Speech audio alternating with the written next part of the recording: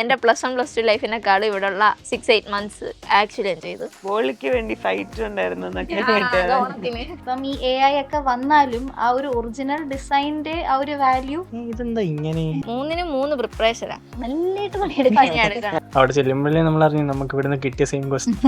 നിനക്കതാ ഇഷ്ടമെങ്കിൽ പൊയ്ക്കോ. പക്ഷെ ഞങ്ങൾക്ക് അതിനോട് അത്ര വലിയ താല്പര്യമൊന്നും ഇല്ല.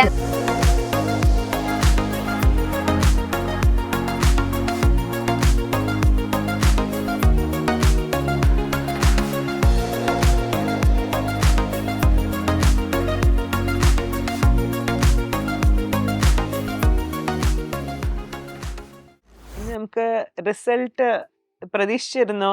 എങ്ങനെയാണ് അപ്പൊ റിസൾട്ട് വന്നപ്പോ എന്തായിരുന്നു റെസ്പോൺസ്? എങ്ങനെ ആസ് എ ഗ്രൂപ്പ് നിങ്ങൾ എങ്ങനെ സെലിബ്രേറ്റ് ചെയ്തു?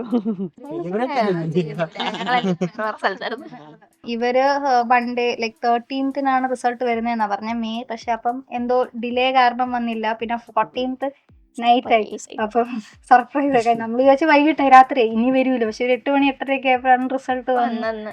അപ്പോഴേ ഇല്ല എന്താവും ഒരു റിസൾട്ട് എന്ന് പറഞ്ഞു. പക്ഷെ വന്നപ്പം ഭാഗ്യത്തിന് നല്ലൊരു റാങ്ക് ഗ്രേസി കിട്ടി. അപ്പൊ ഭയങ്കര സന്തോഷമായിരുന്നു. ആദ്യം ഞെട്ടലായിരുന്നു. അപ്പൊ വീണ്ടും നോക്കി, വേറെ ഫോണിൽ നോക്കി, പേരും എല്ലാം നോക്കിയാണ് ഉറപ്പിക്കുന്നത്. ഇത് എന്റെ റാങ്ക് തന്നെ അല്ലേ, ഇനി വല്ല എനിക്ക് മാറിപ്പോയതാണ് അവർക്ക് എക്സ്പീരിയൻസ് എന്തായിരുന്നു? എനിക്ക് 100-നകത്ത് റാങ്ക് വരുമെന്നൊന്നും പ്രതീക്ഷയില്ലായിരുന്നു. പക്ഷെ കാരണം സിറ്റുവേഷൻ ടെസ്റ്റിൽ എനിക്ക് വലിയ കോൺഫിഡൻസ് ഇല്ലായിരുന്നു. ആൻഡ് അതുകൊണ്ട് എനിക്ക് ഇത്തിരി പേടിയുണ്ടായിരുന്നു, നല്ല റാങ്ക് കിട്ടുമോ. മറ്റേത് രണ്ടും ഞാൻ നല്ലപോലെ ചെയ്തു എന്ന് അന്നേ എനിക്ക് കോൺഫിഡൻസ് ഉണ്ട്. കാറ്റും എൻ്റെ സാറ്റിസ്ഫാക്ഷൻ ലെവലിൽ ഉണ്ടായിരുന്നു. പക്ഷെ ഇത് സിറ്റുവേഷനിൽ അത്രയും ആയെന്ന് തോന്നിയില്ല. അപ്പോൾ ഒരു പേടിയുണ്ടായിരുന്നു. പക്ഷെ റിസൾട്ട് വന്നപ്പോൾ ഭയങ്കര സന്തോഷം തോന്നി. അതുകൊണ്ട്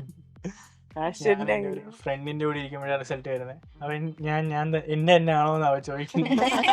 ഞാൻ എന്നിട്ട് കൺഫേം ചെയ്യാൻ എന്റെ ഒരു ഫ്രണ്ടിനെ വിളിച്ചു വെച്ചു തിങ്കി പഠിച്ച്. അപ്പൊ അവന്റെ പറഞ്ഞു അപ്പൊ അത്ര നോക്കട്ടെ, ഞാൻ നോക്കട്ടെ എന്ന് പറഞ്ഞു. നോക്കട്ടെ എന്ന് പറഞ്ഞാൽ ഞാൻ നോക്കിയപ്പോഴത്തേക്ക് ഇതെന്താ ഇങ്ങനെ ഇത്ര, ഞാൻ പ്രതീക്ഷിച്ച ഡിജിറ്റ് ഇല്ലല്ലോ. കുറച്ചുകൂടെ പ്രതീക്ഷിച്ചായിരുന്നു ഡിജിറ്റ് ഇല്ലാതെ. ഓക്കെ, അപ്പൊ നിങ്ങൾ എന്ത് ബേസിസുള്ള സ്പെഷ്യലൈസേഷൻസ് ഒക്കെ ചൂസ് ചെയ്തത്? എനിക്ക് ഫാഷൻ മൊത്തത്തിൽ അറിയണം എന്ന് ഭയങ്കര ആഗ്രഹമുണ്ട്. ഹിസ്റ്ററി ആയാലും അതിൻ്റെ പ്രോഗ്രഷൻ ആയാലും എല്ലാ തരത്തിലും ഫാഷൻ അറിയണം എന്നുണ്ട്.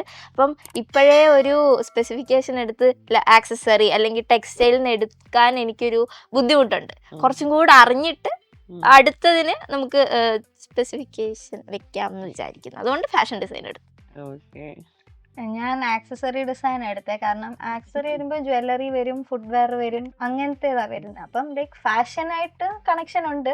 പക്ഷെ എന്നാൽ ഫുൾ ഓഫ് മറ്റേ ഗാർമെന്റ്സും ഫാബ്രിക്സും മാത്രമല്ല, അതിന്റെ ഒരു വേറെ ഒരു ഭാഗമാണ്. ആൻഡ് നിഫ്റ്റ് ആകുമ്പം എല്ലാത്തിനെയും പറ്റി ഒരു എക്സ്പോഷർ നല്ലതായിട്ട് കിട്ടും. ഫാഷൻ ഡിസൈൻ ആവാം, ഫാഷൻ കമ്മ്യൂണിക്കേഷൻ ആവാം, എല്ലാത്തിനെയും പറ്റി ഒരു എക്സ്പോഷറും കൂടെ കിട്ടുന്നതുകൊണ്ട് ആക്സസറി ഡിസൈൻ എടുത്തു. ഞാൻ ഫാഷൻ കമ്മ്യൂണിക്കേഷൻ ആണ് എടുത്തത്. ഫാഷൻ കമ്മ്യൂണിക്കേഷൻ എടുത്തതന്നെ കാരണം വെച്ചാൽ കമ്മ്യൂണിക്കേഷൻ ഡിസൈനിങ്ങിൽ എനിക്ക് ഓൾറെഡി ഒരു ബാക്ക്ഗ്രൗണ്ട് ഉള്ളത് കൊണ്ട് ഞാൻ കമ്മ്യൂണിക്കേഷൻ ഡിസൈൻ തന്നെ ഓപ്റ്റ് ചെയ്തു. അവിടെ അശ്വിനെ എക്സാം ഹാളിൽ പിടിച്ചു വെച്ചെന്നൊക്കെ കേട്ടില്ല, അതെന്താണ് സംഭവം? എന്താണ്? എല്ലാരും പിടിച്ചു വെച്ച്. എക്സാം ഹാളിന്റെ എൻട്രി എക്സിറ്റും ഭയങ്കര ക്രൗഡഡ് ആയിരുന്നു. ഭയങ്കര അൺകൺവീനിയൻസ് ആയിരുന്നു നമുക്ക് എൻട്രി എക്സിറ്റും. പിന്നെ അതുമല്ല, എക്സാം എല്ലാം എഴുതിയിട്ട് എങ്ങനെയും അതിനകത്ത് നിന്ന് പുറത്ത് ചാടാന്ന് പറഞ്ഞിരിക്കുമ്പോഴത്തേക്ക് അവര് പറയട്ടെ അത് ഇവിടെ ഇരുന്നേ പറ്റത്തോളൂ. അങ്ങനെ ഒരു 7:30 വരെ പിടിച്ചെത്തി. എക്സാം 5 മണിക്കാണ് തീർന്നത്. പക്ഷേ നമ്മള് ഇറങ്ങിയപ്പം 7:30 ആയി. അതല്ലാതെ രാവിലെയും ഭയങ്കര ഇൻകൺവീനിയൻസ് ആയിരുന്നു. കാരണം നമുക്ക് തന്ന അഡ്മിറ്റ് കാർഡ് എഴുതിയിട്ടില്ലായിരുന്നു. കമ്മൽ 2 അഡ്മിറ്റ് കാർഡ് വേണം, എക്സ്ട്രാ ഫോട്ടോസ് വേണം എന്നൊന്നുമില്ല. ആകെ 2 ഫോട്ടോ എക്സ്ട്രാ വേണമെന്നേ പറഞ്ഞിട്ടുണ്ടായിരുന്നു. നമ്മള് ചെന്നപ്പോഴത്തേക്ക് അവര് പറയാണ് കൊലുസ് പറ്റില്ല, കമ്മല് പറ്റൂല, മാല പറ്റൂല, ഹെയർ ബാൻഡ് പറ്റൂല, ഒന്നും പറ്റൂല. അപ്പൊ ചിലവരൊക്കെ 5 സ്റ്റഡൊക്കെ കിട്ടുന്നു. എല്ലാരും റോഡിന്റെ സൈഡിൽ ഇരുന്ന് കമ്മലിരിക്കുന്നത്. ചിലവര് ഒറ്റയ്ക്ക് വന്നവരുണ്ട്, ട്രെയിൻ പിടിച്ച് വന്നവരുണ്ട്. അപ്പം അങ്ങനെ പെട്ടെന്ന് ഇതെടുക്കുക. അപ്പം ഇത് ഇങ്ങനെ ഒരു ചുറ്റി ഇങ്ങനെ പോണം, കുറച്ച് ദൂരം നമ്മൾ നടക്കണം. അവിടെ എത്തുമ്പോഴാണ് പറഞ്ഞു ഇതൊന്നും പറ്റൂല. പിന്നെ തിരിച്ചു വന്ന് എല്ലാം കൊടുത്ത് വീണ്ടും കയറും. എല്ലാവരുടെയും പല സാധനങ്ങളും പല പേരൻസിന്റെ കയ്യിലായിട്ടൊക്കെ ആയിരുന്നു. എന്നിട്ട് ഇത് കഴിഞ്ഞ് നമ്മൾ ഫസ്റ്റ് ഈ വെരിഫിക്കേഷൻ ഇതിനൊക്കെ പോകുമ്പോൾ പറയാം ഉച്ച കഴിഞ്ഞത്തേന് വേറൊരു അഡ്മിറ്റ് കാർഡും 2 ഫോട്ടോയും വേണമെന്ന്. ഞാൻ ഭാഗ്യത്തിന് എക്സ്ട്രാ 4 എണ്ണം കൊണ്ടിരുന്ന കൂട്ടത്തിലാണ് ഞാൻ. അപ്പൊ ഞാൻ പക്ഷെ കുറെ പേരൻസിന് ഇഷ്യൂ ഉണ്ടായിരുന്നു ഇനി എങ്ങനെ എടുക്കുമെന്ന്. ഫോട്ടോസ് ബ്രേക്ക് ഒക്കെ ആയപ്പം ഈ ഒറ്റയ്ക്ക് വന്നവരൊക്കെ തൊട്ടടുത്തുള്ള ഫോട്ടോസ്റ്റാറ്റ് കടയിലും സ്റ്റുഡിയോയിലൊക്കെ പോയി ലഞ്ച് പോലും കഴിച്ചിട്ടില്ല. അതും ഭയങ്കര ചൂടും വെയിലും ആയിരുന്നു. ആ സമയത്ത് അവർ അവിടെ പോയി ഫോട്ടോസ്റ്റാറ്റ് എടുക്കുന്നു, ഫോട്ടോ എടുക്കുന്നു. കാരണം ഇവരിത് മെൻഷൻ ചെയ്തിട്ടില്ല. അപ്പൊ ആ സമയത്ത് ഭയങ്കര ഒരു ഇതുണ്ടായിരുന്നു. ഭയങ്കര ചൂടായത് കാരണം ഈ ഹോള് നല്ല ചൂടായിരുന്നു. അപ്പൊ അങ്ങനെ നമ്മൾ ഉച്ചയായപ്പോഴത്തേക്കും സമയം കഴിഞ്ഞാൽ എല്ലാരും ടയേർഡായി. എന്നിട്ട് ഈ ഉച്ച കഴിഞ്ഞുള്ള എക്സാമിന് പിടിച്ചിരുത്തി 5 മണിക്ക് എങ്ങനെയും ഒന്ന് ഇറങ്ങാന്ന് വീട്ടിൽ പോവാ എന്നിട്ട് അവരെല്ലായിടത്തും തപ്പിയിട്ടും കിട്ടിയില്ല. അവസാനം അവര് വന്ന് ലിസ്റ്റ് എടുത്ത് ടിക്കൊക്കെ ഇട്ട് തപ്പി അവർ ടോയ്ലറ്റിൽ തപ്പി, ചെയറിനടുത്ത് തപ്പി, അവിടുത്തെ ഫാക്കൽറ്റീസിന്റെ ബാഗിൽ തപ്പി, പിള്ളേരുടെ പോക്കറ്റിൽ തപ്പി, ഈ കമ്പ്യൂട്ടറിന്റെ ഇടയ്ക്ക് തപ്പി, ടാബ് വന്ന് പോക്കറ്റിൽ തപ്പി. അവസാനം കിട്ടിയോ? നമുക്കറിയത്തില്ല. അപ്പോഴത്തേക്ക് പേരൻസ് എല്ലാരും പ്രശ്നമാക്കി. അപ്പോഴത്തേക്ക് പറഞ്ഞ് ഇറക്കി വിട്ടു നമ്മള്. 7:30 ട്രെയിൻ ഉണ്ടായിരുന്നു. ഈ നമ്മള് എല്ലാവർക്കും ഈ ഒരു സ്റ്റേഴ്സ് ആണ്, ഈ 4-5 ഫ്ലോർ ഫുള്ളും പിള്ളേർ, ഇവർക്ക് എല്ലാവർക്കും ഒരൊറ്റ സ്റ്റേഴ്സ്. അതിന്റെ ഇടയ്ക്ക് ട്രെയിനിൽ പോകുന്നവര് മനസ്സിലാവും. കാരണം അവരാ മറ്റേ റെയിലിങ്സിൽ കൂടെ ചാടിപ്പോന്നു. കാരണം എല്ലാരും ഓടുക. കാരണം ഇനി ട്രെയിൻ ഇനി വൈകിട്ട് ഇനി രാത്രി വരെ അവർ ഒറ്റയ്ക്ക് നിക്കണം റെയിൽവേ സ്റ്റേഷൻ. എല്ലാരും ഓട്ടോയി. പേരൻസും ഇവര് രാവിലെ തൊട്ട് നമ്മൾ എക്സാം എഴുതാനെങ്കിൽ അകത്ത് ഫാൻ്റെ അടി ഇരിക്കുക, ഇവര് ഫുള്ളും വെളിയിൽ ഈ വെയിലത്തിരിക്കുക. അവിടെ അങ്ങനെ ഇരിക്കാനായിട്ടുള്ള ഒരു ഫെസിലിറ്റി ഇല്ലായിരുന്നു. ഇവര് ഫുള്ള് റോഡിന്റെ സൈഡില് വണ്ടിക്കകത്തും. അവര് രാവിലെ തൊട്ടിരുന്നു. അവരും ഭയങ്കരമായിട്ട് ടയേർഡായി പോയി. അപ്പൊ അവരും കുറെ പ്രശ്നം ഉണ്ടാക്കി. അപ്പൊ അങ്ങനെ കുറെ ഇഷ്യൂ ഉണ്ടായിരുന്നു. സെന്റർ എവിടെയായിരുന്നു? ആലുവയിലായോ? ഷൂ പോലും ഇല്ലാതെ കയറേണ്ടി വന്നു. ഷൂ പോലും ഇല്ലാതെ ഇവിടെ നടന്നു വരെ പോയി. അവിടെ നിന്ന് ഫയല് പറ്റില്ല. അപ്പൊ കൊണ്ടുവന്ന പേപ്പറും ഫോട്ടോയും ഹോൾ ടിക്കറ്റ് ട്രാൻസ്പെറന്റ് ആയാലും പറ്റത്തില്ല. അവര് പറ്റുമെന്ന് പറഞ്ഞ സാധനം പോലെ അവര് പറ്റത്തില്ല. പിന്നെ നമുക്ക് ഹെയർ ബാൻഡ് ഒന്നും യൂസ് ചെയ്യാൻ പറ്റത്തില്ല. അപ്പം ഈ മുടി ഒഴിച്ച് ഭയങ്കര ചൂടുമാണ്. ഇതൊന്നും ഇവര് പറഞ്ഞിട്ടില്ല. ഇത് വന്നിട്ട് നമ്മൾ ഫുൾ മുടി ഒഴിച്ചിരുന്ന് ചെയ്യുന്ന പോലെ അത് നമുക്ക്, കാരണം നമ്മളൊട്ടും പ്രിപ്പയർഡ് അല്ല. ഇങ്ങനെയായിരിക്കും എക്സാം തന്നെ. ഈ ഭയങ്കര ചെക്കിങ്ങും ഓരോ ഇതും ബയോമെട്രിക്സ് അങ്ങനെ കുറെ പ്രോസസ് ഉണ്ട്. ഇത്രയും പ്രോസസ് ഉണ്ടെന്ന്. കാരണം മുമ്പത്തെ വർഷം ഇത്രയും ഇല്ലായിരുന്നു. ഇത് 2 പരീക്ഷയ്ക്കും ഹെയർ ബാൻഡ് പറ്റൂല, വാച്ച് ഡിജിറ്റല് പാടില്ല എന്നായിരുന്നു അവര് പറഞ്ഞത്. പക്ഷെ ഒന്നും പറ്റത്തില്ല, ഒരു വാച്ചും പറ്റൂല, ഒന്നും പറ്റൂല. അപ്പൊ അങ്ങനെ ഭയങ്കര കുറെ ചേഞ്ചസ് അവിടെ എത്തിയപ്പം കുറെ അൺഎക്സ്പെക്ടഡ് ആയിട്ടുള്ള കുറെ കാര്യങ്ങൾ. അവിടെ നിൽക്കുന്ന ഇൻവിജിലേറ്റേഴ്സും ഭയങ്കര റൂഡായിരുന്നു. നല്ല റൂഡായിരുന്നു. പിന്നെ ആ ഒരു വിൻഡോ അടയ്ക്കാൻ പോലും അവർക്ക് പറ്റത്തില്ലായിരുന്നു. കാരണം വെയില് ഡയറക്റ്റ് ആയിട്ട് നമ്മുടെ മുഖത്ത് അടിക്കും. അപ്പൊ നമുക്ക് നല്ല ചൂടായി. ജസ്റ്റ് മിസ്സിന് രക്ഷപ്പെട്ടു. അപ്പൊ ഇനി എക്സാം എഴുതാൻ വരുന്നവർക്ക് ഈ കാര്യങ്ങളിലൊക്കെ ഇമ്പ്രൂവ്മെന്റ് വരുന്നു നമുക്ക് പ്രതീക്ഷിക്കാം. എക്സാമിന് ഭയങ്കര എക്സ്പീരിയൻസ് ആയിരുന്നു അല്ലേ? താങ്ക്ഫുള്ളി നിങ്ങളുടെ എക്സാം പാർട്ട് വാസ് ഗുഡ് അല്ലേ? ഇതിപ്പോ നിങ്ങൾക്ക് ഫസ്റ്റ് സെഷനിലായിരുന്നു ഇങ്ങനെ ഒരു ബുദ്ധിമുട്ടുണ്ടായിരുന്നത്. അപ്പൊ സിറ്റുവേഷൻ ടെസ്റ്റിലേക്ക് ആയപ്പോഴോ? സിറ്റുവേഷൻ ടെസ്റ്റിൽ ഒന്നാമത്തെ കാര്യം അഡ്മിറ്റ് കാർഡ് വന്നത് വളരെ വൈകിയായിരുന്നു. അപ്പം കണ്ണൂര് കഴിഞ്ഞ വർഷം, അതായത് ഈ വർഷമല്ല, ഞങ്ങൾ ഈ വർഷമല്ല, അതിന് മുമ്പ് വരെ എൻട്രി അല്ലല്ലോ നടത്തിയത്. അപ്പോൾ കണ്ണൂര് നിഫ്റ്റിന്റെ സെന്ററിൽ തന്നെ നമുക്ക് ചെയ്യാം, അല്ലെങ്കിൽ അവർ അലൊക്കേറ്റ് ചെയ്യും നമുക്ക്. നിങ്ങൾ നിഫ്റ്റ് കണ്ണൂരിലാണോ പോകേണ്ടത്, നിഫ്റ്റ് ബാംഗ്ലൂരിലാണോ പോകേണ്ടത്, അത് അവർ പറയും സീറ്റ്സിനനുസരിച്ചാണ്. അങ്ങനെ ഞങ്ങൾ കാത്തിരുന്നു. പക്ഷെ അവസാനം എൻട്രി തന്നെ ഇങ്ങോട്ട് പറഞ്ഞ് ഇവിടെ ഒന്നും അല്ല പോകേണ്ടത്, നിങ്ങൾ കണ്ണൂർ ഇന്ന സ്കൂളിൽ അവിടെ പോയാൽ മതി. അതാണെങ്കിൽ കണ്ണൂരെന്ന് പറയാൻ പറ്റൂല. കണ്ണൂർ ആയിട്ടുള്ള സ്ഥലം. ട്രെയിനിൽ ഇറങ്ങിയാലും പിന്നെ 1.5 മണിക്കൂർ അല്ലാതെ പോയി അങ്ങനെ ടിക്കറ്റ് കിട്ടാനില്ല. പക്ഷെ ഇല്ല, കാരണം എന്നിട്ട് ഈ റിസൾട്ട് വന്നിട്ട് കറക്റ്റ് 2 വീക്സ് എന്തോ കഴിഞ്ഞായിരുന്നു എക്സാം. അപ്പം ലൈക് പ്രിപ്പറേഷനും അങ്ങനെ നമുക്ക് ടൈമില്ല. ആ ഉള്ള സമയം ഫുള്ള് യൂസ് ചെയ്യുന്നു. എന്നിട്ട് ഈ എക്സാമിന് ചെന്നപ്പം ഒരു നീ ഫസ്റ്റ് റൗണ്ടില് ഇത്രയും ഉള്ളതുകൊണ്ട് മിക്കവരും വാച്ച് കഴിച്ച് എല്ലാം ഒരു ഇച്ചിരി പ്രിപ്പയർഡ് ആയിട്ടാണ് വന്നത്. പക്ഷെ അവിടെ ഇൻവിജിലേറ്റേഴ്സ് തമ്മിൽ ഒരു മിസ്കമ്മ്യൂണിക്കേഷൻ. കാരണം ഇപ്പം ഞാൻ കയറിയപ്പം ഞാൻ 2-3 സിസേഴ്സ് ഒക്കെ കൊണ്ട്, കാരണം ഓരോ മെറ്റീരിയൽ യൂസ് ചെയ്യുമ്പം സിസേഴ്സിന്റെ ആ മൂർച്ച പോകും. അപ്പൊ അതുകൊണ്ട് എക്സ്ട്രാ കൊണ്ട്. അപ്പൊ അവര് പറഞ്ഞു അത് സമ്മതിക്കില്ല, സ്റ്റീൽ സ്കെയില് സമ്മതിക്കത്തില്ല, ഫയല് സമ്മതിക്കത്തില്ല എന്നൊക്കെ. അത് കഴിഞ്ഞ് നമ്മള് എക്സാം ഹാളിൽ ഇരിക്കുമ്പോൾ ലേറ്റ് ആയിട്ട് വന്നവർക്ക് ഫയല്, സ്കെയില്, ഇത് സെയിം സെന്റർ, സെയിം റൂം, എന്നിട്ടും ആ ഒരു ഡിഫറൻസ് ഉണ്ടായിരുന്നു. അപ്പം അങ്ങനെ ഒരു ഇഷ്യൂ ഉണ്ടായിരുന്നു. പിന്നെ അവിടുത്തെ ആ ഒരു സ്കൂളിന്റെ ആയിരിക്കും, കാരണം ചില ഡെസ്ക് ഇങ്ങനെ സ്ലാൻഡിങ് ആയിരുന്നു. അപ്പൊ ഇത് മോഡൽ മേക്കിംഗ് ആകുമ്പോൾ കുറെ പേർക്ക് ആ ഒരു ഇഷ്യൂ ഉണ്ടായിരുന്നു. കാരണം നമ്മൾ നോക്കുമ്പോ ഇവരുടെ മോഡൽ ചെരിഞ്ഞിരിക്കുന്നു, ഗ്ലൂ വെക്കുമ്പോ താഴെ പോകുന്നു, സ്റ്റിക്സ് വെക്കുമ്പോ താഴെ പോകുന്നു, അങ്ങനത്തെ ഒരു ഇഷ്യൂവും ഉണ്ടായിരുന്നു അവിടെ. ആ ഒരു സെന്ററിന്റെ ഡിഫിക്കൽട്ടി ആയിരുന്നു അല്ലേ? ഇതിന്റെ ഇടയിൽ ചിലവര് സോപ്പിട്ട് കയറ്റിന്നൊക്കെ. നമ്മൾ കുറച്ച് സീരിയസ് ആയി പോയി നമ്മുടെ ആ ഡിസ്കഷന്റെ ആ ഒരു. അപ്പൊ നമുക്കിനി കുറച്ച് തിങ്കിലെ സെലിബ്രേഷൻസ് ഒക്കെ എങ്ങനെയായിരുന്നു? നിങ്ങൾ എൻജോയ് ചെയ്തിരുന്നോ? അല്ല, ആക്ച്വലി ഞാൻ എന്റെ +1 +2 ലൈഫിനെക്കാളും ഇവിടെയുള്ള 6-8 മന്ത്സ് ആക്ച്വലി എൻജോയ് ചെയ്തു ജെനുവിൻലി. ഓണം ആയാലും ഹാലോവീൻ ആയാലും ഭയങ്കര മെമ്മറബിൾ ആണ്. അങ്ങനെ എല്ലാ ദിവസവും എന്തെങ്കിലുമൊക്കെ കാണും, കഥയായിട്ടും കളിയായിട്ടും ഒക്കെ എന്തെങ്കിലുമൊക്കെ കാണും. ഗുഡ്. എപ്പോഴും കോമ്പറ്റീഷൻ അങ്ങനെ ഇത് എല്ലാം നമ്മള് ഒരു സെലിബ്രേഷൻ പെർസ്പെക്റ്റീവ് അല്ല, അതിന്റെ ഇടയ്ക്ക് നമുക്ക് എന്തൊക്കെ ഡിസൈൻ ഇൻവോൾവ് ചെയ്യാൻ അത് നമ്മൾ എൻജോയ് ചെയ്യാണ്. പക്ഷെ അതിന്റെ കൂടെ പഠിക്കാണ്, നമ്മൾ പോലും അറിയാത്ത രീതിയിൽ നമ്മൾ പഠിക്കാണ്ട് ഇങ്ങനത്തെ രീതിയിൽ ഇത് സെലിബ്രേറ്റ് ചെയ്യാം. ഫോണാണെങ്കിൽ ഈ പറയുന്ന പേപ്പേഴ്സ് ഒക്കെ യൂസ് ചെയ്ത് നമുക്ക് ചെയ്യാം, ഫ്ലവേഴ്സ് മേടിക്കുക, ഉള്ള സാധനം വെച്ച് എങ്ങനെ എൻജോയ് ചെയ്യാം, അല്ലെങ്കിൽ ഉള്ള സാധനത്തിനെ നമുക്ക് എങ്ങനെയൊക്കെ മാറ്റാം, അങ്ങനെ അത് പഠിപ്പിക്കുന്ന രീതി കുറെ കൂടെ ഫണ്ണാക്കുമായിരുന്നു. ഇപ്പൊ കോമ്പറ്റീഷൻ ആണെങ്കിലും എല്ലാവരും ഇരുന്ന് പേപ്പർ വെട്ടുന്നു, അപ്പം ആ വെട്ടുന്നത് ഇമ്പ്രൂവ് ചെയ്യിക്കുക, അങ്ങനെയും നമ്മൾ ഫുൾ ക്ലാസ് ഇരുന്ന് പഠിക്കുക എന്നല്ലാതെ ഫൺ രീതിയിലായിരുന്നു ഈ എല്ലാ ഫങ്ഷൻസും. ഇപ്പം എന്തൊക്കെയായിരുന്നു മെമ്മറബിൾ ആയിട്ടുള്ള സെലിബ്രേഷനിൽ നിങ്ങൾ ചെയ്തത്? ഏറ്റവും കാരണം അത് ഹോൾ ഡേ വൈകിട്ട് 6 മണി 7 മണി വരെ ഇവിടെ ഇരുന്ന് ഫുൾ നമ്മള് വർക്ക് ചെയ്ത് ഫുൾ മോഡൽ ഉണ്ടാക്കി, ഫുൾ ക്ലീൻ ചെയ്ത് എല്ലാം റെഡിയാക്കി. അപ്പം അതായിരുന്നു ഏറ്റവും വലിയത് നമ്മൾ ചെയ്തത്. അല്ലാതെയും ഈ ഇൻസ്റ്റലേഷന് 3Dയും ഒക്കെ ഉണ്ടാക്കുന്നുണ്ടായിരുന്നു. അപ്പം ഇത് എപ്പോഴും ഈ ഡ്രോയിങ് മാത്രമോ അല്ലെങ്കിൽ അരിത്തമെറ്റിക് അത് മാത്രമല്ല, അതിൻ്റെ ഇടയ്ക്ക് നമുക്ക് ഈ സിറ്റുവേഷൻ ടെസ്റ്റിനുള്ളത് സിറ്റുവേഷൻ ടെസ്റ്റിന്റെ ക്ലാസ് എന്നല്ലാതെ 3D മേക്കിംഗ്. അപ്പം നമുക്ക് ഒരു ക്ലാസ് ഉണ്ടായിരുന്നു 3D ഇതായിട്ട് നമ്മൾ ഓരോ പാക്കേജിങ്, ഇപ്പം ഫ്രൂട്ടിയുടേത്, ഡാർക്ക് ഫാന്റസി, അപ്പം നമ്മൾ അത് നോക്കി ചെയ്യണം. അപ്പം നമ്മൾ പേപ്പർ യൂസ് ചെയ്ത് ആ ബാർകോഡൊക്കെ പേപ്പർ അത്രയും തിന്നായി വെട്ടി.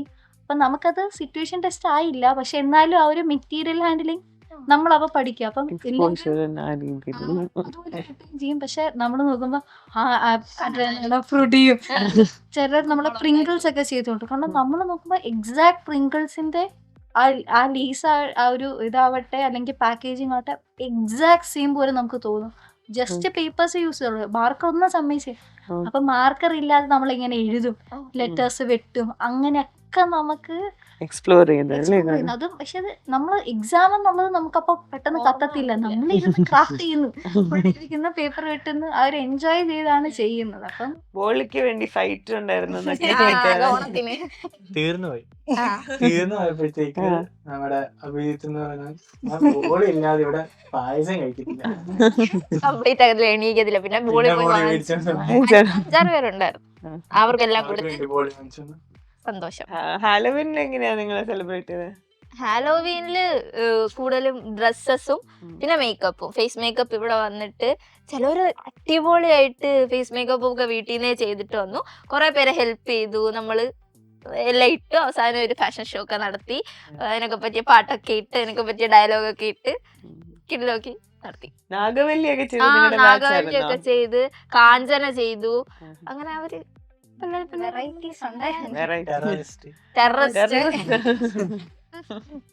റാമ്പ് വാക്ക് അങ്ങനത്തെ ഇതൊക്കെ ഉണ്ടായിരുന്നോ? എല്ലാ കോസ്റ്റ്യൂം ആൾക്കാർക്കും റാമ്പ് വാക്ക് ഒക്കെ കിട്ടി. അത് ഓണത്തിനും ഉണ്ടായിരുന്നു, സാരി ഉടുത്ത് അത് റാമ്പ് വാക്ക്, അതല്ലാതെ ഡാൻസ്, ഗ്രൂപ്പ് ഡാൻസ്.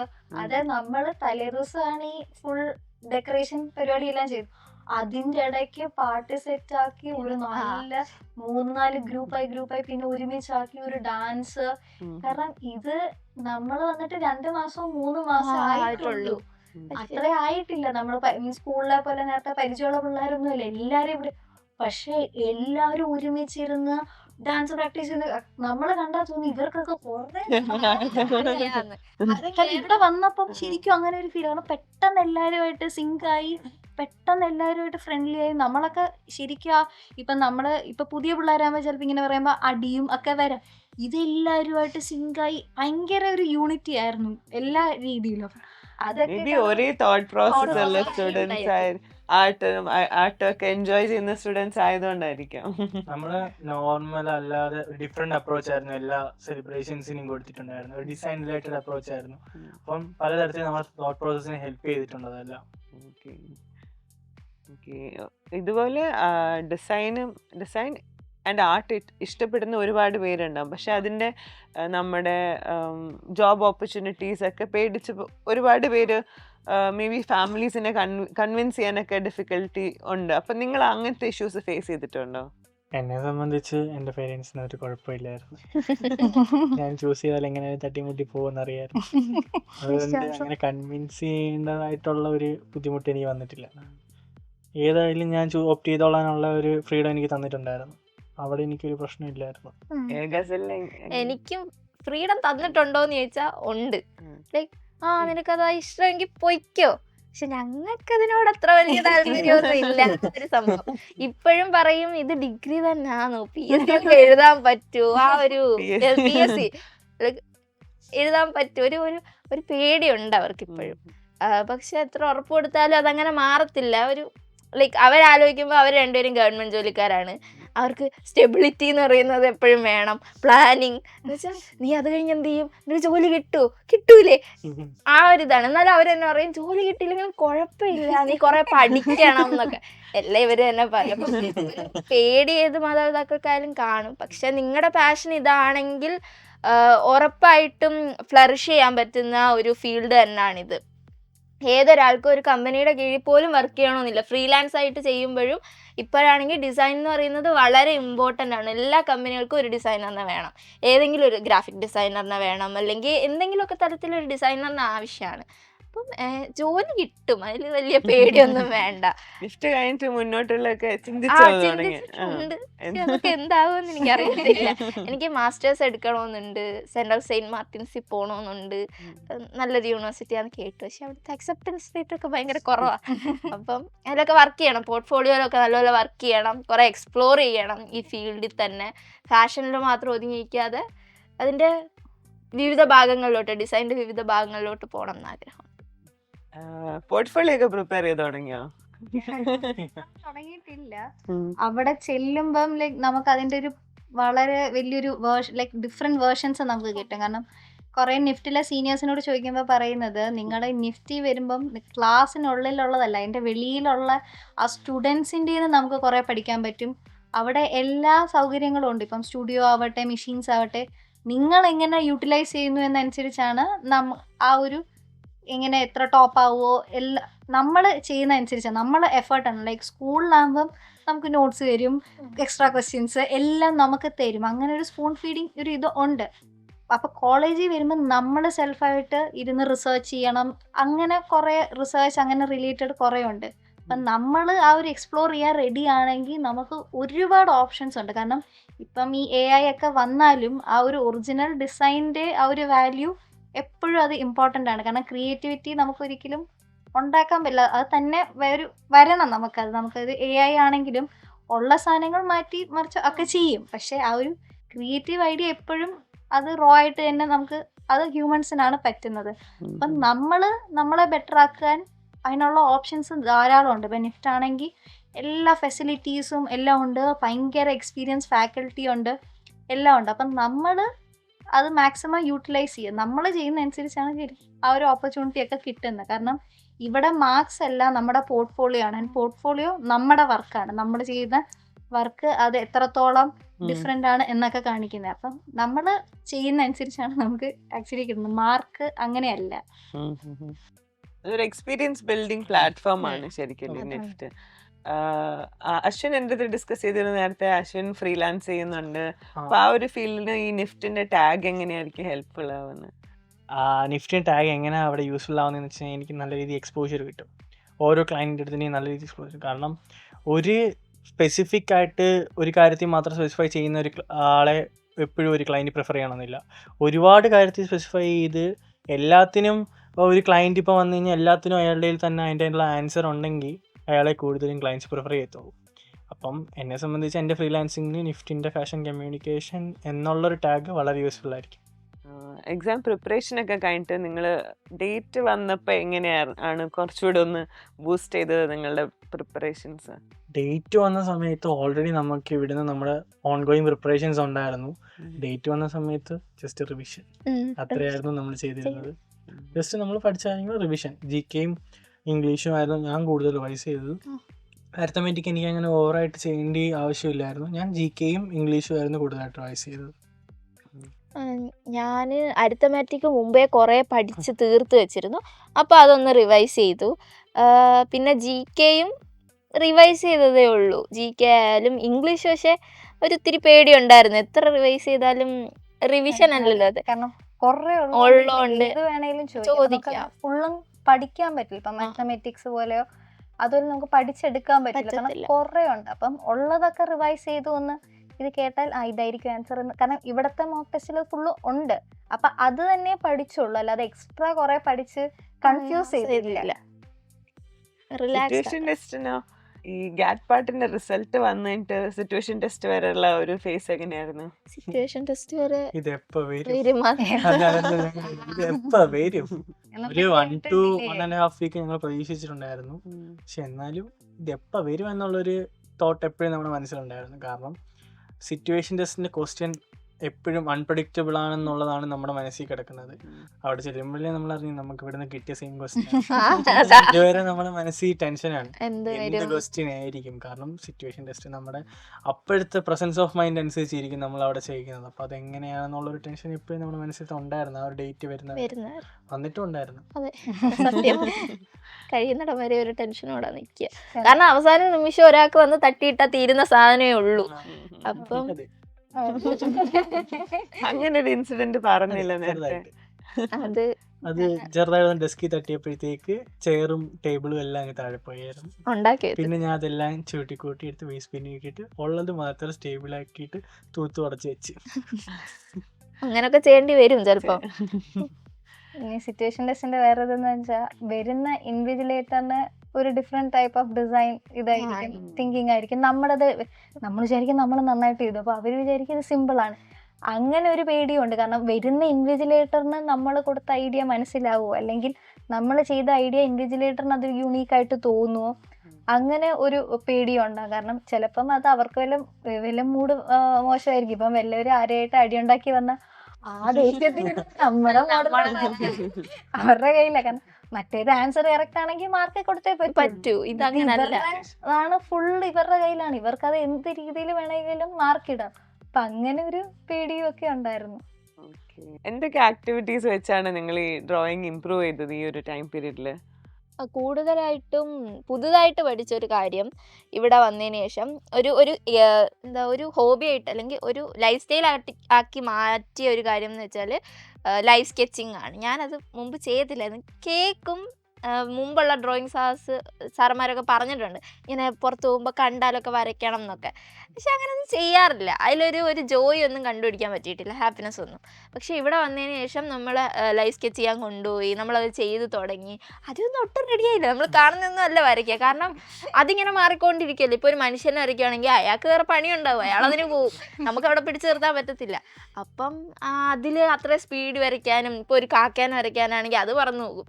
അതുപോലെ നമ്മൾ ആ സ്പീഡിൽ ഒരു സാധനം ഇഷ്ടപ്പെട്ട് അത് അത്രയും പെട്ടെന്ന് ക്യാപ്ചർ ചെയ്യാനും അത്രയും വൃത്തിക്ക് ക്യാപ്ചർ ചെയ്യാനും ലൈവ് സ്കെച്ചിങ് കൊണ്ട് പറ്റി.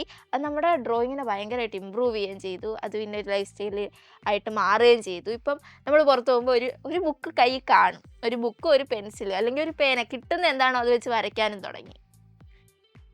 അശ്വിന്റെ ഡ്രോയിങ് സ്കിൽസ് ബെറ്റർ ആയി എന്ന് പറഞ്ഞു. അത് എന്ത് രീതിയിൽ? കൂടുതലും എനിക്ക് പെർസ്പെക്റ്റീവിന്റെ ഐഡിയ മനസ്സിലായത് ഈ ലൈവ് സ്കെച്ചുകളിൽ കൂടെ ആയിരുന്നു. കാരണം നമ്മൾ അവിടെ ചെന്നിട്ട് നമ്മൾ അവിടെ വരച്ച് തുടങ്ങുമ്പം വരച്ചെത്തുമ്പം പേജ് തീർന്നു. സാറിനോട് സാറ് എന്താ ഇങ്ങനെ അതെങ്ങനെ നീ ബാക്കി അടുത്ത പേജ് വരാം. ആദ്യമൊക്കെ നമ്മൾ കുറച്ചൊരു ഫസ്റ്റ് ഉച്ച വരെ നമ്മളിങ്ങനെ വരച്ച് പോയി, പേജ് തികയുന്നില്ല. അടുത്ത ദിവസം സാറ് പറഞ്ഞു ഇനിയൊരു ബോക്സ് ഇട്ടിട്ട് ആ ബോക്സിനകത്ത് വരച്ച് നോക്കാൻ തുടങ്ങാൻ പറഞ്ഞു. പിന്നെ നമ്മൾ അതിനകത്ത് വരയ്ക്കുമ്പം നമ്മൾ പെർസ്പെക്റ്റീവ് ലൈൻസ് ഒക്കെ ഇട്ട് കുറേ സമയം എടുത്ത് വരച്ച് കഴിഞ്ഞാൽ നമുക്ക് കറക്റ്റായിട്ട് ആ ഒരു ഏകദേശം അതൊക്കെ കിട്ടും. എനിക്ക് എന്നാലും അപ്പോഴും എൻ്റെ സ്കിൽസ് അത്ര പെർഫെക്റ്റ് അല്ലായിരുന്നു. പിന്നെയും നമ്മൾ ഓരോ 2 seconds 5 seconds വെച്ച് സാർ ഇമേജസ് കാണിക്കും. തിങ്കില് Action. ടിവിയില് Line of ഓരോ action. ലൈൻ ഓഫ് ആക്ഷൻസ് എന്ന് പറയുന്ന സൈറ്റ് ഉണ്ട്. അതിനകത്ത് നിന്ന് എടുത്തിട്ട് ഓരോ പോസസ് കാണിക്കും. അപ്പം നമുക്ക് കിട്ടുന്ന ചിലപ്പോൾ അതിനകത്ത് ഓൾറെഡി ടൈമർ സെറ്റാണ്, 5 സെക്കൻഡ് 10 സെക്കൻഡ് ഒക്കെ ആയിരിക്കും. അതിനുള്ളിൽ നമ്മൾ ആ ഒരു ഗെസ്ചർ വരച്ചെടുക്കണം. അങ്ങനെ വരച്ചെടുക്കുമ്പോൾ നമുക്ക് ആ ഒരു എത്ര പെട്ടെന്ന് നമുക്ക് ആ ലൈൻ ഇട്ട് പോവാം എന്നുള്ള ഒരു അണ്ടർസ്റ്റാൻഡിങ് നമുക്ക് തന്നെ കിട്ടും. അതിനുശേഷം കുറച്ച് കഴിഞ്ഞിട്ട് നമുക്ക് എന്നിട്ട് പറയാം നമ്മൾ തന്നെ ഫില്ല് ചെയ്യാൻ പറയും. നമ്മൾ തന്നെ ഫില്ല് ചെയ്യുമ്പോഴാണ് അതിനൊരു ഹ്യൂമൻ ബോഡി വോളിയം ഒക്കെ വരുന്നത്. അപ്പോഴേ നമ്മൾ ശരിക്കും പറഞ്ഞാൽ പല ഗെസ്റ്ററിൽ പല ഷേപ്പിൽ എങ്ങനെ നമുക്ക് വരയ്ക്കാം, അല്ലെങ്കിൽ നമ്മുടെ കൈ എത്രത്തോളം വഴങ്ങുമെന്ന് നമുക്ക് മനസ്സിലാവുന്നതൊക്കെ അങ്ങനെ ഒരു എക്സസൈസിൽ കൂടെ ആയിരുന്നു. പെൻ ആൻഡ് പേപ്പർ ഇതില് അപ്പൊ കളേഴ്സ് വെച്ച് വർക്ക് ചെയ്യാൻ എങ്ങനെയാ? നമുക്ക് അതിന് കളർ തിയറിയുടെ ഒരു ക്ലാസ് തന്നെ ഉണ്ടായിരുന്നു. ഡിഫറെന്റ് കളേഴ്സ് തന്നിട്ട് അതില് ഓരോ ഗ്രൂപ്പിനും ഓരോ കളേഴ്സ് കൊടുത്തിട്ട് നമ്മൾ വിചാരിക്കും ഒരു എന്താണ് ഇപ്പം നമുക്ക് കളർ സെറ്റ് കിട്ടുമ്പം 6 കളർ 12 കളർ 20, അപ്പൊ അത്രയും കളേഴ്സ് നമുക്ക് ആക്ച്വലി മേടിക്കേണ്ട ആവശ്യമില്ലല്ലേ. Primary colours plus black and white ഉണ്ടെങ്കിൽ ഈ എല്ലാ ഷെയ്ഡ്സും നമുക്ക് ഉണ്ടാക്കാൻ പറ്റും. ആ കളർ എങ്ങനെ ഉണ്ടാക്കണം എന്നുള്ളത് പഠിച്ചു. പിന്നെ ഓരോ കളറിന്റെ ബിഹേവിയർ എങ്ങനെയാണ്, അത് എന്തിന്റെ കൂടെ കോംപ്ലിമെന്റ് ചെയ്യും, എന്തിന്റെ കൂടെയാണ് കോംപ്ലിമെന്റ്, എല്ലാ രീതിയിലും നമ്മൾ നോക്കുമ്പോൾ നമുക്ക് ഇതിനു മുമ്പ് നമ്മൾ നോക്കുമ്പോൾ കളറ് അത്രേ ഉള്ളൂ. പക്ഷെ ഈ ഒരു ഡിസൈൻ പെർസ്പെക്റ്റീവ് കാണുമ്പോഴാണ് എല്ലാത്തിനും ഇത്രയും അർത്ഥം ഉണ്ടെന്ന് നമുക്ക് മനസ്സിലാവും. നമുക്ക് ഇത്രയും ഡീറ്റെയിൽ ആണെന്ന് നമുക്കറിയത്തില്ല. കാരണം ഇപ്പൊ ഒരു ഡ്രോയിങ് ആവട്ടെ, ഇപ്പൊ നമുക്കൊരു പ്രോഡക്റ്റ് ഉണ്ടാക്കുന്നതാവട്ടെ, അതിനെ കളറും ഷേപ്പും അതിന്റെ ഇതെല്ലാം ഭയങ്കരമായിട്ട് മാറ്റർ ചെയ്യുന്നെന്ന് അറിയുന്നത് ഇവിടെ വരുമ്പോൾ. കാരണം കളേഴ്സ് നമ്മൾ അങ്ങനെ യൂസ് ചെയ്യും, നമ്മളിപ്പോ നമുക്ക് ഇഷ്ടമുള്ള കളർ ആയിരിക്കും നമ്മൾ യൂസ് ചെയ്യുന്നത്, പക്ഷെ അത് അവിടെ അപ്രോപ്രിയേറ്റ് ആയിരിക്കൂല. അപ്പം അത് ഏതാണ് അപ്രോപ്രിയേറ്റ്, എങ്ങനെ ചെയ്യണം എന്നൊക്കെ ഉള്ള കളറിനെ പറ്റിയൊക്കെ കുറെ ഇവിടെ വെച്ചാണ് പഠിച്ചത്. നിങ്ങളുടെ ഈ ഡിസൈൻ ജേർണിന്ന് ഇത് ഡിസൈനിൽ ഇൻട്രസ്റ്റ് ഉള്ളവർക്ക് എന്ത് ഒരു ടിപ്പ് കൊടുക്കാൻ പറ്റും? എന്ത് രീതിയിൽ നിങ്ങൾക്ക് എക്സ്പ്ലോർ ചെയ്യാം എന്നുള്ളൊരു? ഫസ്റ്റ് ഓഫ് ഓൾ നമുക്ക് ഏതിലാണ് താല്പര്യം എന്നുള്ളത് നമ്മൾ കണ്ടുപിടിച്ചിട്ട് അത് ഡെവലപ്പ് ചെയ്യാൻ നോക്കണം. നമ്മൾ ഡിസൈനിലോട്ട് അല്ലെങ്കിൽ ഡിസൈനിൽ നമ്മൾ ഇൻട്രസ്റ്റഡ് ആണെന്ന് നമുക്ക് മനസ്സിലായി. പക്ഷെ നമ്മൾ അതിനകത്തോട്ട് ഇറങ്ങുമ്പം ഒരുപാട് പാത്തുണ്ട്. നമുക്ക് അതിനകത്ത് ഏതാണ് റൈറ്റ് പാത്ത് എന്ന് ചൂസ് ചെയ്യാൻ വേണ്ടി നമ്മൾ കുറേ സമയം എടുക്കും. അപ്പം നമ്മളായിട്ട് തന്നെ ഇരുന്ന് നമ്മുടേതായിട്ടുള്ള ഒരു ആക്ടിവിറ്റി എടുക്കുന്ന സമയത്ത് നമ്മളായിട്ട് കണ്ടുപിടിക്കണം നമ്മുടെ ഇൻട്രസ്റ്റ് ഏത് പാത്തിലൂടെയാണ് പോകുന്നത്. അങ്ങനെ കണ്ടുപിടിച്ച റൈറ്റ് പാത്തിലൂടെ മൂവ് ചെയ്യുകയാണെങ്കിൽ നമുക്ക് എല്ലാം പെർഫെക്റ്റ് ആക്കി കൊണ്ടുപോകാൻ പറ്റും. ഇൻട്രസ്റ്റിന്റെ കൂടെ ആ സ്കില്ലും അതിന് വേണ്ടത് ഒരുപോലെ ഡെവലപ്പ് പോവാണെങ്കിൽ അത് നല്ല എളുപ്പമായിട്ട് നമുക്ക് കിട്ടും. ആ ഇൻട്രസ്റ്റ് മനസ്സിലാക്കുമ്പം നമുക്ക് മനസ്സിലാകും നമ്മൾ UCD ആണോ എഴുതണ്ടേ, NID ആണോ എഴുതണ്ടേ, NET ആണോ എഴുതണ്ടേ. അപ്പം അല്ല കാര്യമായിട്ട് അപ്പം 3നും വേണ്ട പ്രിപ്പറേഷൻ വേറെയാ, 3നും 3 പ്രിപ്പറേഷനാ. അപ്പം അത് മനസ്സിലാക്കി കഴിഞ്ഞാൽ അതിന് വേണ്ടി നമുക്ക് പ്രിപ്പയർ ചെയ്യാൻ പറ്റും, നല്ലൊരു സ്കോർ വാങ്ങാനും പറ്റും. പക്ഷെ ഏറ്റവും കൂടുതൽ മനസ്സിൽ വേണ്ടത് ഇത് ക്രാക്ക് ചെയ്യാന്നുള്ളതിനപ്പുറം ഒരു നല്ല ഡിസൈനർ ആവുക എന്നുള്ളതാണ്. ഡിസൈൻ തിങ്കിങ് വളർത്തുക, എക്സ്പ്ലോർ ചെയ്യാനുള്ള ഒരു മനസ്സുണ്ടാവുക, എല്ലാം ട്രൈ ചെയ്യണം എന്നൊരു തോന്നല്, ഇത് ഞാൻ എൻജോയ് ചെയ്യുന്നു എന്ന് മനസ്സിലാക്കുമ്പോൾ നമ്മൾ കുറേ ട്രൈ ചെയ്ത് പോകും അറിയാതെ തന്നെ. ആ ഒരു ഫാക്ടർ ഇമ്പോർട്ടൻ്റ് ആണ്. എക്സാമിന് വേണ്ടി പഠിക്കുന്നു എന്നല്ലാതെ നമുക്ക് എക്സ്പ്ലോർ ചെയ്യണം, നമുക്കിത് താല്പര്യമാണ്, ഇതെങ്ങനെ, അത് സെൽഫായിട്ട് നമുക്ക് ആ ഒരു ഇൻട്രസ്റ്റ് ഉണ്ടെങ്കിൽ നമ്മൾ ആ ഒരു എക്സാം പ്രോസസ്സ് നമ്മൾ പോലും അറിയാതെ കുറേയൊക്കെ വരും. അപ്പം ഈ നമ്മൾ ഒരു കാര്യം ആലോചിക്കുന്നത് എക്സ്ട്രീംലി ഡിഫറെൻ്റ് ആയിരിക്കും വേറൊരാളുടേത്.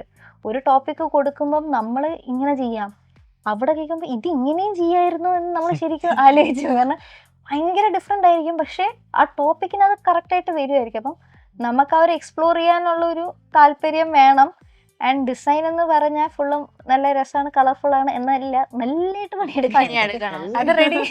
അതിന് റെഡി ആയിരിക്കണം എന്നുള്ളത്. പിന്നെ ഒരു കൺസിസ്റ്റൻസി വേണം. നമ്മളിപ്പം ഇത് തുടങ്ങി വെച്ച് കഴിഞ്ഞാൽ ഇത് തീർക്കണം. പകുതി വഴിക്കിട്ട് പോയി കഴിഞ്ഞാൽ ഭയങ്കര പാടാണ്. പിന്നെ ഒന്നേന്ന് പറഞ്ഞ് പിക്കപ്പ് ചെയ്തെടുക്കാൻ ഭയങ്കര പാടായിരിക്കും. കൺസിസ്റ്റൻസി കീപ്പ് ചെയ്ത് നമ്മൾ കറക്റ്റായിട്ട് ഡിസിപ്ലിൻഡ് ആയിട്ടൊരു മെത്തേഡിൽ തന്നെ ഇത് ചെയ്ത് പോവുകയാണെങ്കിൽ കുഴപ്പമില്ല, നമുക്ക് ഇതിനകത്ത് നല്ലൊരു ഫ്യൂച്ചർ ഉണ്ടാക്കിയെടുക്കാൻ പറ്റും. So thank you guys for spending time with us. നിങ്ങളുടെ എക്സ്പീരിയൻസസ് ബാക്കിയുള്ള സ്റ്റുഡൻസിന് ഹെൽപ്ഫുൾ ആവട്ടെ. So all the best for you guys. നിഫ്റ്റിൽ പോയിട്ട് നിങ്ങളെ പോർട്ട്ഫോളിയോ ഒക്കെ വളർത്തി. ഇത് കഴിഞ്ഞ് നമുക്ക് അടുത്ത സെറ്റ് ഒരു ഇന്റർവ്യൂവിന് ഇരിക്കണം. Okay, after NEFT. So all the best guys. Thank you.